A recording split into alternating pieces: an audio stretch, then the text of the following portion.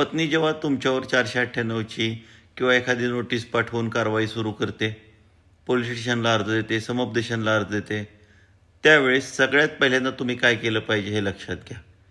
ते परत आणायचं किंवा काय करायचं या मार्ग स्वीकारणाऱ्या पुळचट लोकांसाठी हा व्हिडिओ नाही, स्किप करा, पुढे जावा.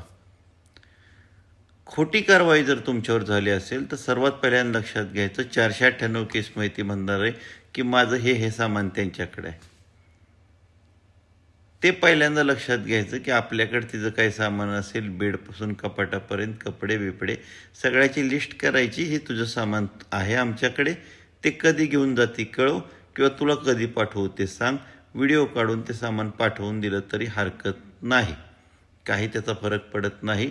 उलट तिचं सामान आम्ही आमच्याकडे ठेवून घेतलं नाही असं होतं. उलट DV केसमध्ये बायका परत अर्ज करतात, आमचं सामान द्या. त्यापेक्षा नको ते सामान देऊन टाका.